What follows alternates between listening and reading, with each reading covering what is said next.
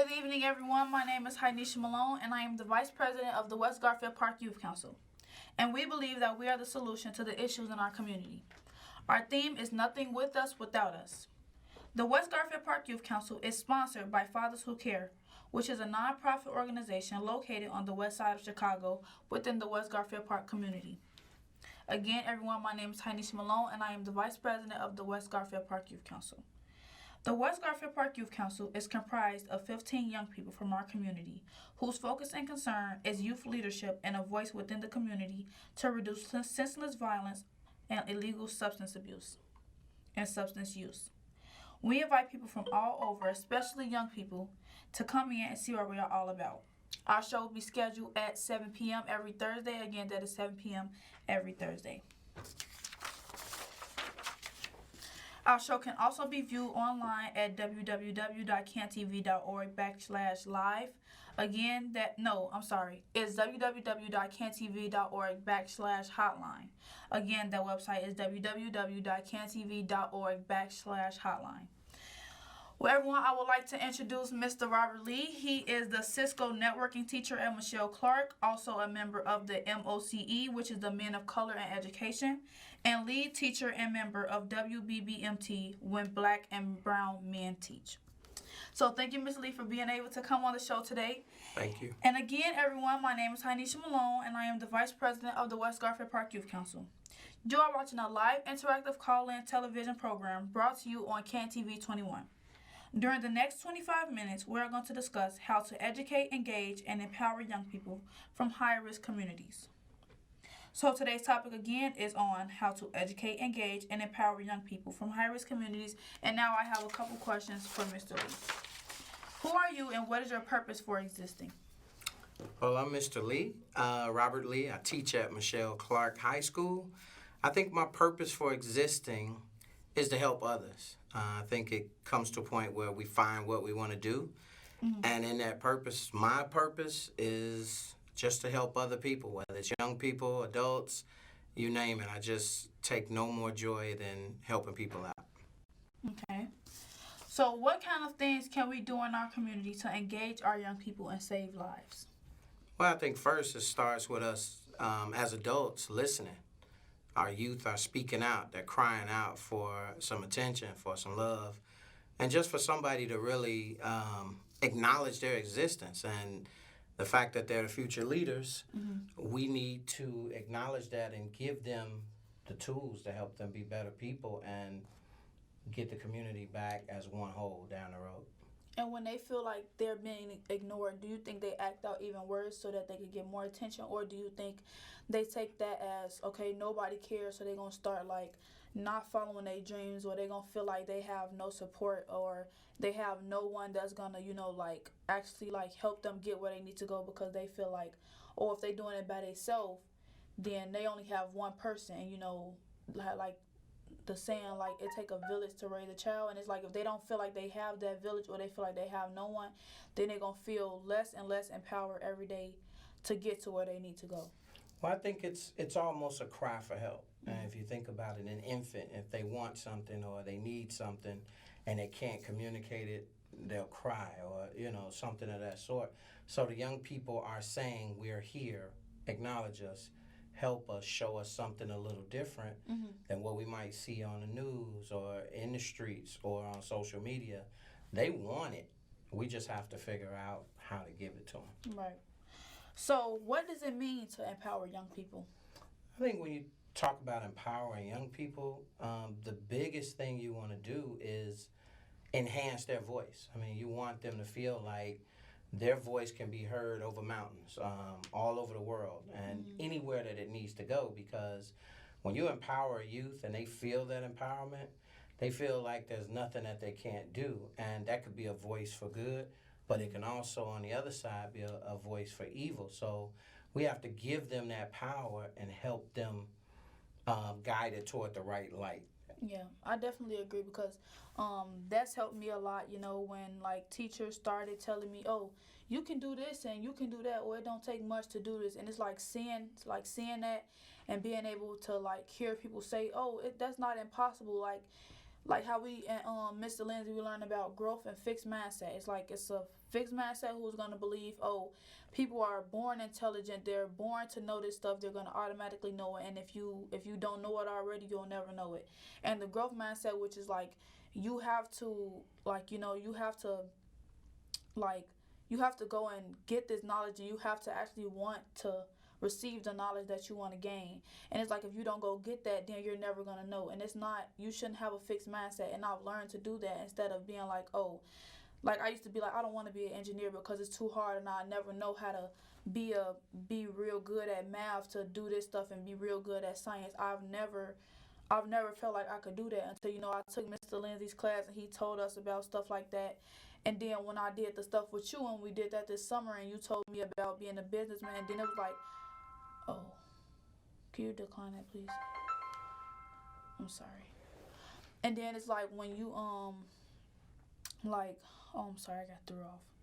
But like if you was to say, oh, I want to go and be a dancer, but you have to point your feet and you have to stride big. You have to have bolder shoulders.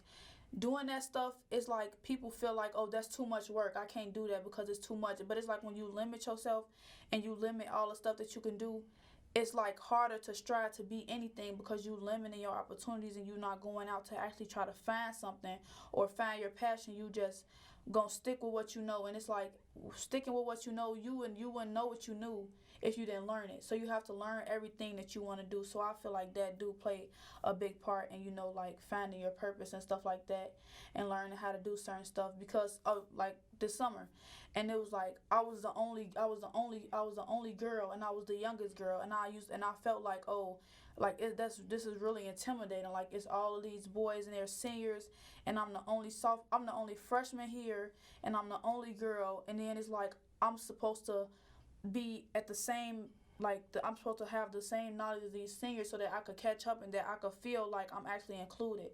But you made me feel like, okay, you're young, you still got stuff to learn, and everything not just gonna come like that. Like everything not gonna come like that. You still have to learn everything, and that's what the program was about, learning. So that's what I took it as, instead of saying like, oh, I have to come in with the knowledge, And I think when you're talking about empowering, it's access to the resources. So when you give a person something that they might not know or that they don't understand, it gives them an opportunity to really stretch out and say, you know what, let me try this. And you're not as intimidated by it. You're not as likely not to want to do it. You're saying, let me get in there and give it a try. Right. Let me find out. Because a lot of times, just not having a resource, we don't know what we can't do if we never try. Exactly. I'm 46 years old and I don't know how to swim. We didn't have a lot of swimming pools in my neighborhood, and I was intimidated by it, still to this day. So it's one of the things on the bucket list. Before I leave this earth, I want to learn how to swim, but it's access to resources helps you to really define who you're going to be as you go on. But you want to have as much access as possible, because that gives you just a plethora of knowledge and experience, and experience is experience at the end of the day, and you want to make sure that you have that, and that you can really just see the world and see what the world has to offer, and figure out what your place, what my place, what everybody's place is going to be. So when you talk about empowering, it's giving people those opportunities to really find out who they're going to be. So why is it important to educate and engage our young people from high-risk communities? Again, resources. If we don't engage our young people in the communities to see different things and to understand a different way of life, then it's just going to be repetition. Same thing is going to keep going on in the community. And in order to change that, we need to show our young people that there's a different way, there's a better way, there's an alternative to what they might be used to and what they might be accustomed to seeing.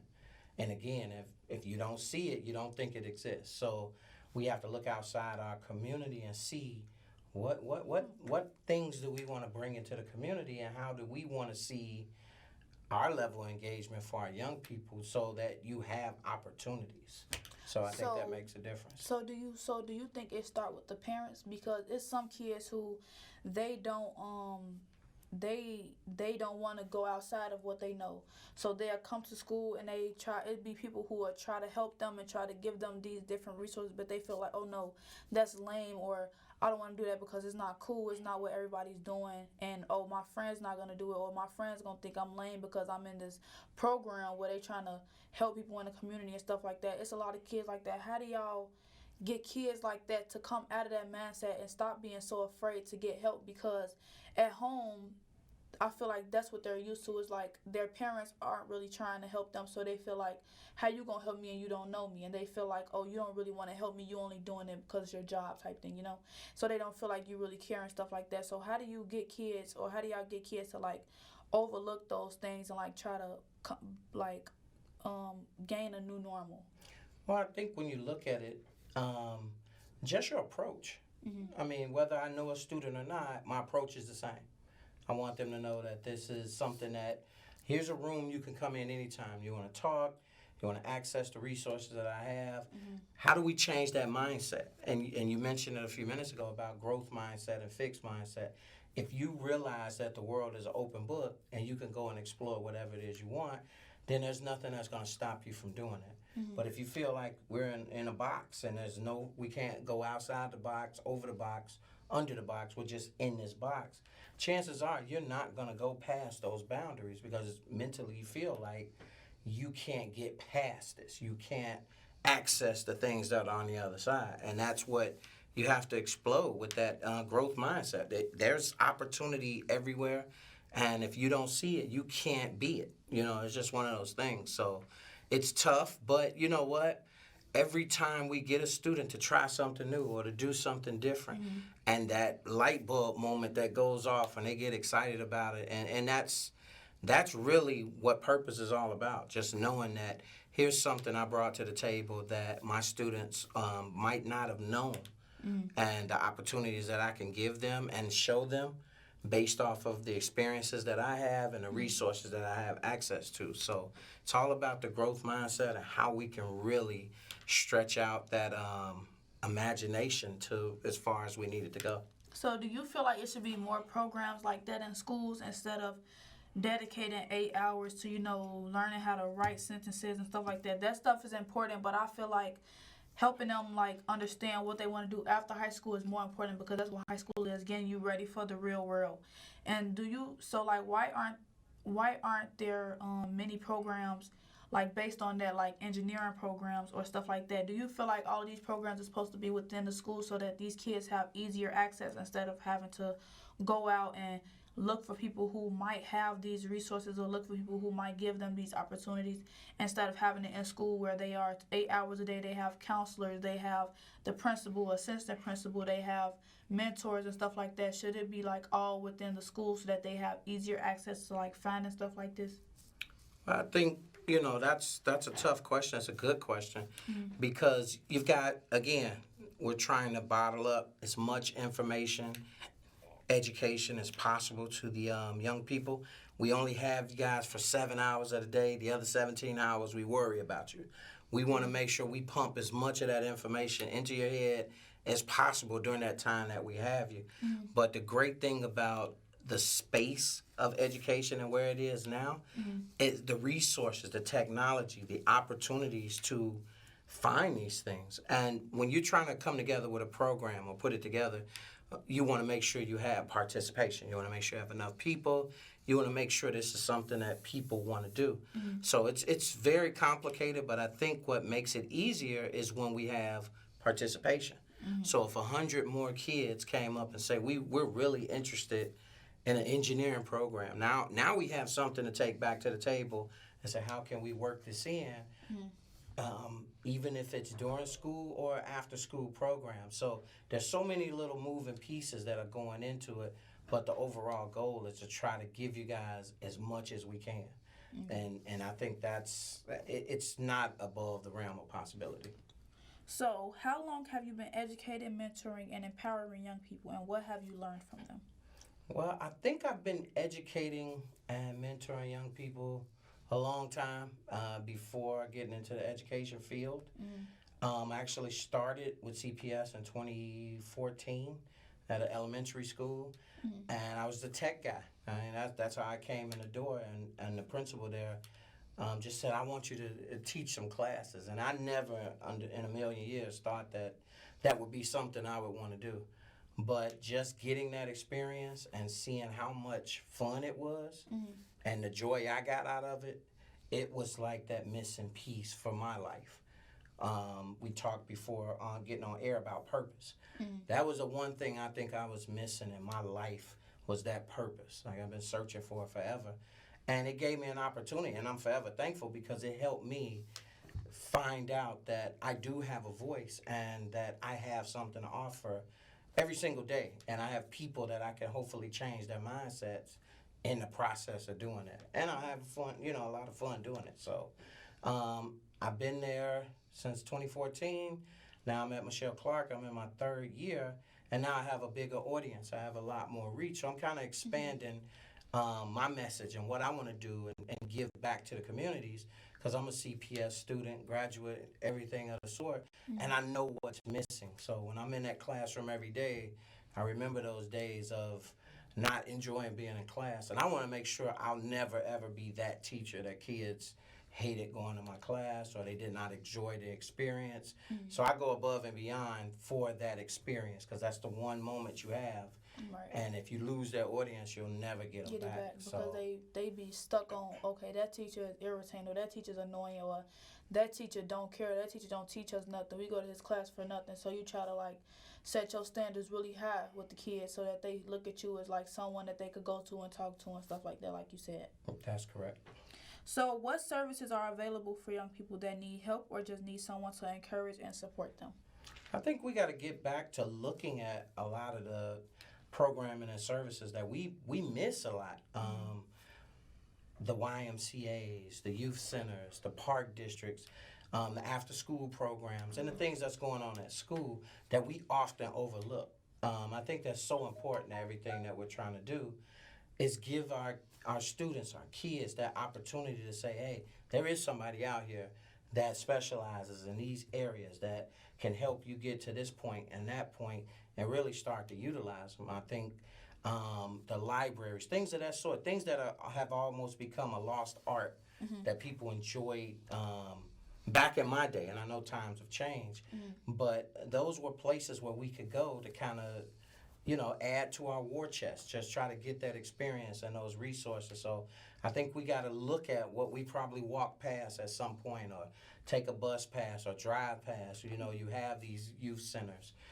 Back in my day, we had something called the Erie House, and it was like the best thing since sliced bread, because it taught me a lot, and it kind of bridged that gap between what I was missing in school and what I can get social emotionally, just to build that bridge. So I think we have the resources out there. I think we have the programming. We just got to get back to it, and you got BAM and WOW and Build and things of that. So there's a whole lot of opportunity out there. We just have to engage and get our kids in and there. Introduce them to it. So when did you know you wanted to work in the field of education and with young people? I would say I really enjoyed it. I had my wife's been a career teacher, so one of the first principals she had that I met was Dr. Sean Jackson, and he was probably one of the first principals that I ever saw that really resonated black youth. I mean, this guy had the nice car with the nice wheels on it, and he came, you'd see him, and he'd have his jeans and his shirt and that sort. So it was never that pristine, I got to have a suit on every day.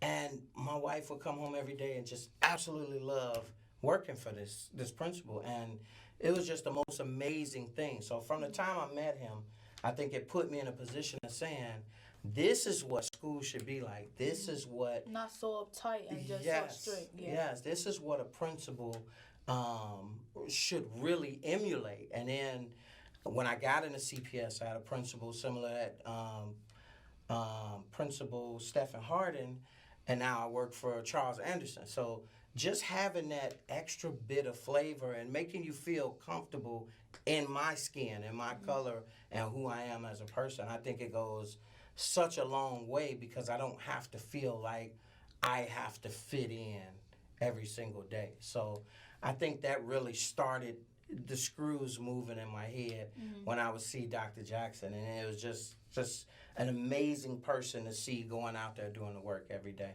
Yeah, I definitely agree because that's how it is with kids too. They don't want to feel like they have to be in class. They have to sit up straight all the time, shoulders back, have to have their hands on the table, have to be ready to understand everything that's put in front of them, get everything right, every question right. If you get it wrong, you have to study. You have to work yourself to get something. But it's a classroom. I forgot his name. He right next to Hostler, Mr. Roseman. Yes, his classroom is so relaxed, and he has like couches and like little seats, and he have like the circle tables. But every other class, it's the desk where it's only one way to get out. Like you can't go both ways, and you can't adjust your seat or anything. But his class is just so like relaxed, and if they wanted to sit on the couch and slouch and read a book, they could do that instead of having to sit up in a chair all day and just read a book with their back up, because kids don't like to do that because then they feel like, oh, this teacher is too strict. So that's why me and my friend Naya, we was considering like switching our classes to him because his class is less uptight and he's less strict, and he focused more on reading and knowing how to write and like gaining better communication skills and learning how to talk and stuff like that. So I really feel like those type of environments make kids feel more comfortable to work because they don't feel like they given like really strict boundaries. In his class, you could just sit how you want. You can talk when you feel like talking and stuff like that. You just can't talk over them because it's a difference between respect too, because you still have to respect them. So it's like you can just be like relaxed as you want, and I really like that classroom. And then really like me looking at that today, it just made me like feel like that's actually some place where kids will want to work because it's like relaxing, and kids want to be relaxed too. Kids want to have times where they, sit back and relax and, read a book, but it's like some kids don't like to read now. But at the same time, they still given those resources, and it's their option to take it or to not take it, I think as adults and as educators, sometimes we have to get out of our own way because we have to realize the audience we have and how to best suit that audience. And it's not saying you have to do that or you don't have to do that, but you want your audience, which is your students, to feel comfortable, to feel inclusive in the classroom environment. So you do things to make sure that they're comfortable, which in turn gives you what you're looking for. A lot of the engagement, a lot of the participation. They want to come to school. You want them to smile when they come in the door. Even if they're having a bad day, I want my kids to see me and just crack up because they know I got a bad joke coming at some point. And I just want them to feel like this is what I want to come to school and be a part of and have more of this in the classroom every day. So I think it's important in the overall scope of learning and how engaged the student is. It's just how comfortable they feel and what we do as educators and adults to make them feel comfortable. And to know that they could go through what they go through outside of school and come to school in a happier environment probably makes them feel way better about the stuff that's going on, or it just makes them feel like, oh, they going through this right now. They don't have to go through it forever because it's supportive people at school, and it's a healthy environment. It's a happy environment with happy energy and stuff like that.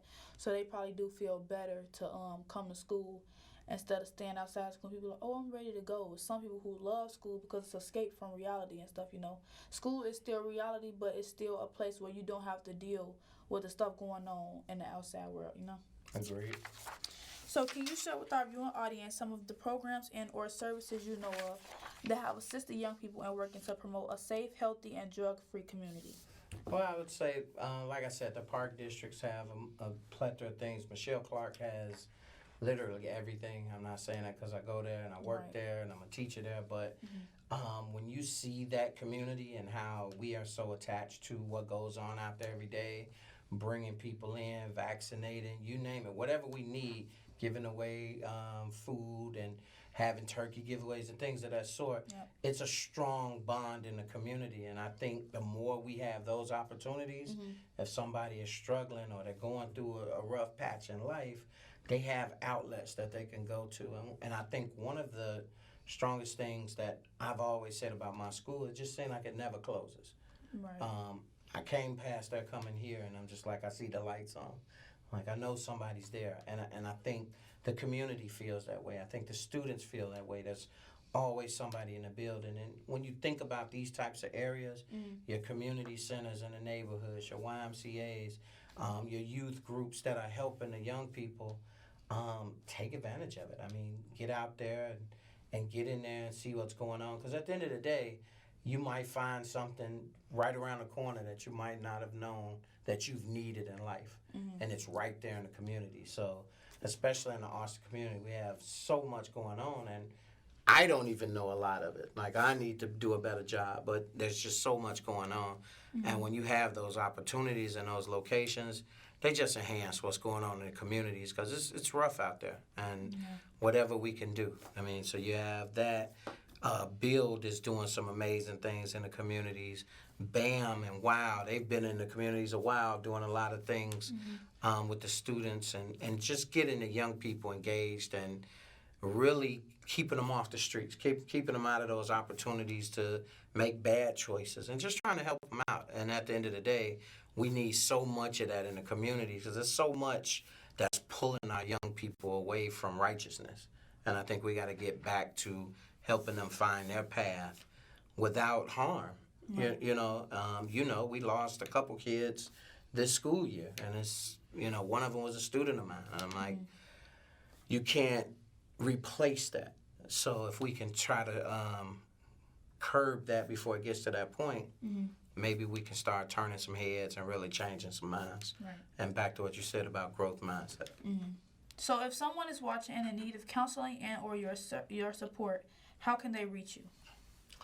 They could reach me. I'm like a vampire. I'm always available. I'm at RE3 at cps.edu. I'm always available. I'm not a professional counselor. I'm an average everyday guy that's trying to help out people. But I am willing to listen and offer some suggestions on life and how to make it a little bit better. So, if you are just tuning in, our guest tonight on the show is Mr. Robert Lee, and we are discussing how to educate, engage, and empower young people from high-risk communities. We would like to thank our viewers for watching.